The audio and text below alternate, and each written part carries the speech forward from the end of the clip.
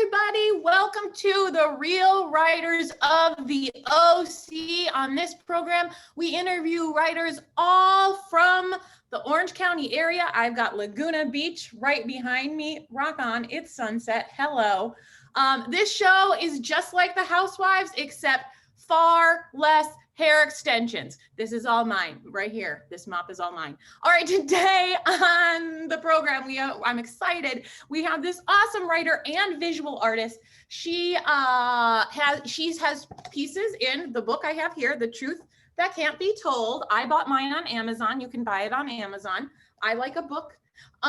She also has published Intrepids, a sci-fi fantasy novel, Cooking the Books, a cartoon book about idioms, and has a bunch of stuff in the works. So we're going to welcome today Diane Huang. Thank you so much for joining us, Diana. Thank you for inviting me. It's so good to see you. So I'm just going to start with this book, your pieces in this book. I read them last night. So interesting. You have two pieces. One is called Function and one is called Emily. Let's talk about Function a little bit. This is a very apocalyptic piece, and but we don't realize it at first. Right. To just tell me how you were inspired to, it is the apocalypse now. Right, so besides that, I'm into science fiction and I'm into fantasy. So it was me dabbling into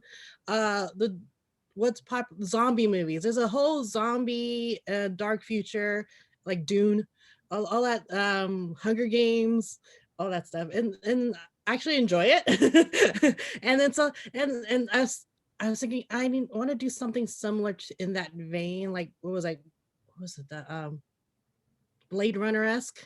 Runner. And so that I just decided to come with my stories are centered around little girls around 10 years old. That's the perspective, because I work with kids that young and a little bit older, so it's that's who I get to see all the time. So I learn a lot, and then I'm trying to explain to them what's going on in the world. Right, and it's hard. Well, in this story, Function, this little girl is very self-sufficient. What I really liked about it is I wasn't sure at first that she was so young, because she is so self-sufficient. And so it's really, what a strong little lady that you wrote in that. Yeah, as long as there are like a lot of people kids are old enough to walk to school by themselves, kind of thing. Yeah. And then I see kids walking to school with their backpacks on, it's like, oh, my mom was more protective. They're like, she'll drive me to school, even though it's only like a 10-minute walk. Yeah. Right. And instead of just let them out there. Go ahead. I can walk home. I can walk home. No, I'm picking you up. So and then it's setting is during a sandstorm, and then I've been to the beach during a sandstorm, and it's like it hurts. And so it really was. Speaking of Orange County, it really was set in Orange County in the future, and the wind and the ocean and the sandstorms are there. And what was interesting to me about the piece in particular is, like I said, she's self-sufficient, and she does kind of end up alone. Yeah, there's a lot of girls and a lot of who don't relate well to their kids. There's a lot of introverts. They're quiet. Maybe they're learning a new language. They're from a different culture and they don't quite vibe with the classmates. And so also I work with students who just want to talk to me as the teacher, and the teacher's, not even the teacher's pet. They're just, they want somebody that understands them, maybe because they're different.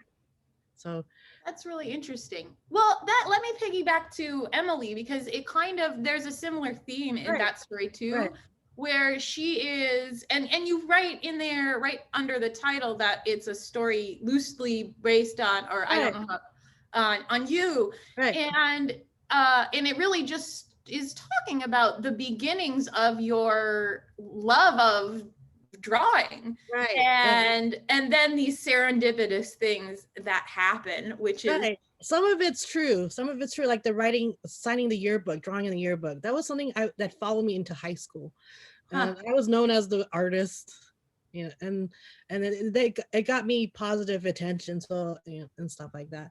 I was a quiet kid. My grades weren't very good at first because I didn't have a grasp of the English language. My parents, they didn't go to school K to 12 in the United States. They came afterwards as adults for higher education, master's degrees. So their English wasn't very strong. So if I needed help, they couldn't help me. So I struggled with English for a while. And then these are parents who don't read to their kids because they're not, maybe they're too busy, they're working or something like that. There's a lot of so usually parents like that, they would hire, like, get a tutor after school program, some sort of thing on the weekend to help brush it up. So for me, I turned to drawing was my language. So for a lot of people who struggle with English, drawing is their language, art is their language, the visual language. That's so interesting, because then you can communicate no matter if there are communication right and I became, well, no, people liked me. I didn't know people liked me. I had a sixth grader who liked me a lot when I was a kid, and I didn't know he liked me because he knew who I was because of all my drawings. So it's like a lot of my students are my art students are the quiet type. They're not outgoing. They don't have a lot of, maybe have one good friend, maybe one. And then they go to school, go home, but their parents send them to after school programs and they go home. They do extracurriculars, piano, go home, art, go home.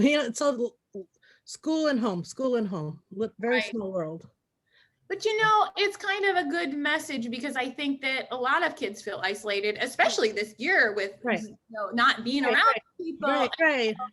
What a great kind of message to put out there of, look, you can feel a little isolated, but you can find something that is your connector and starts to make you feel whatever it is, and for each kid it's different, but it then makes them feel more connected to the world around them and to other kids. Right. And then the whole idea of right now, the whole idea of the substitute teacher, she's more attached to the substitute teacher because she, I don't know the gender yet, but listens to her and tries to understand her and tries to help her work her through her, whatever she is. And so she feels cared for. So she doesn't feel alone. Right. And that's who she ends up choosing. Well, it's great. Everybody go out and buy this book. And I just want to say to anybody watching, it's just, when you read short stories, they can be so awesome to read because they're little snippets of new ideas, and they just really get your brain going, like this conversation here. So your other books, Intrepids, a sci-fi, a fantasy, does that have any of these themes too? About so this was the story I wanted to write, that I was thinking about since I was 14 years ago. This was, the first chapter is more about me, what happened to me in sixth grade. That's the story I didn't tell anyone because the stressful things that happened in that first chapter sort of shaped the person I became.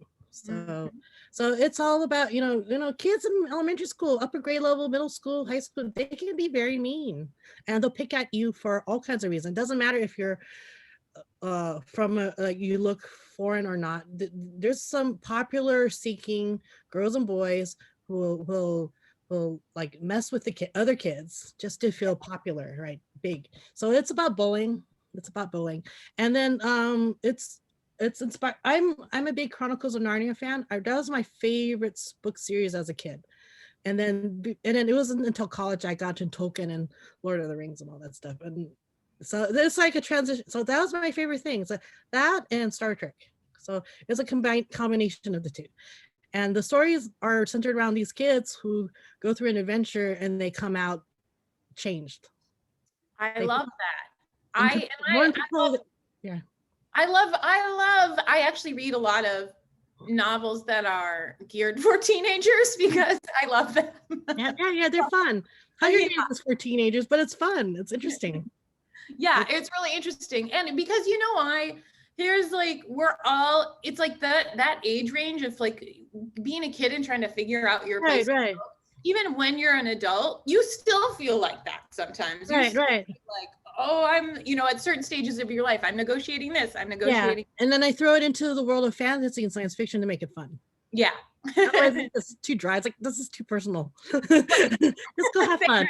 Just deal with all kinds of topics, learn some facts and information while having fun. That's what educational infotainment. Yeah, that's a great way to do it because it can make people hear things that maybe they wouldn't hear otherwise, you know? Yeah, I because I was quiet, introverted. I'm still introverted, but people say, "Oh, you're not introverted. You're so chatty now. You're so active on social media." But that was something that started when I went to college for the first time. I had to be on my own, and then later work towards finishing my degree and finding internships and working. So it made me. It's so it was about I wanted a main character that was introvert because a lot of these novels and stories and TV shows are spunky, outgoing, popular kids. You got Dora the Explorer; she has so much energy, and you know they're doing cartwheels. They're the life of the party, but I was not the life of the party. And kids are there are a lot of kids who are not the life of the party. They're not popular. They don't always have someone to invite them to a party or something like that. Yeah. I love that. I love that as a theme and I love that as a message because it does reach those kids and those people. You know, not every kid is the lead in a Disney show who's like, hey, you know, sassy. Yeah. You know, I'm gonna do the cheerleading squad. Yeah. Okay. Yeah. Yep.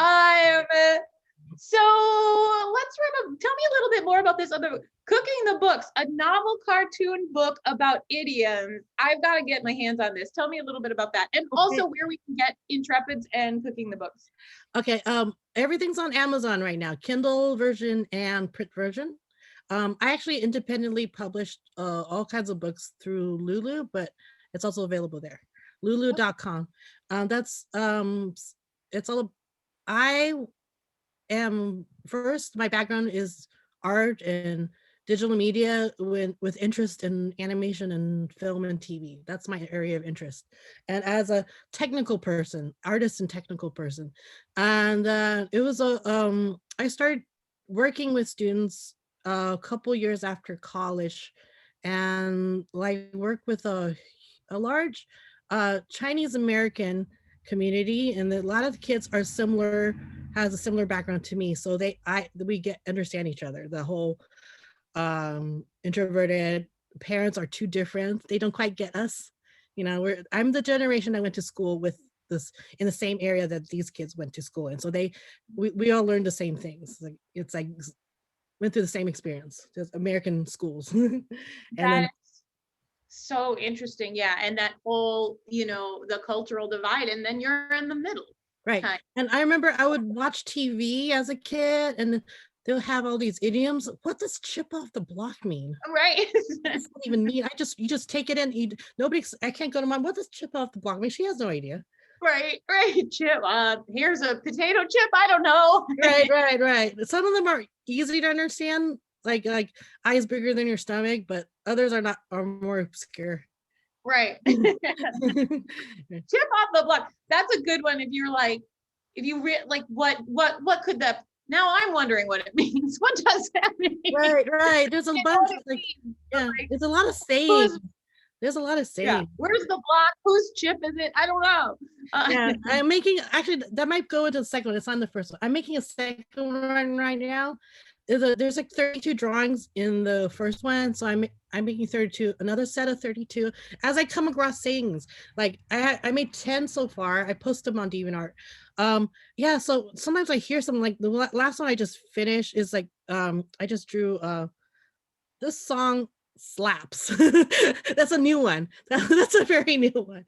And I just made it funny. Now I need an Indian book for middle-aged women, apparently. I've never heard that before. That means it's a great song. It's the hit. Like it's a hit. Like the song is a hit. I've heard it. It's because I heard it. Like I watch YouTube videos as people talk about other people's music. This song slaps. I was like, whoa, that's funny. Or like I hear a song, this girl is on fire, you know, oh, this girl's on fire. Fire. Well, Diana, thank you so much for joining us again. Go get The Truth That Can't Be Told, and you have your books there, I think, right? Yeah, Intrepids. You can get on Amazon. Cooking the Books, you can get on Amazon. Thank you again so much, and thank you for tuning in and listening, and we'll see you all next time. Bye.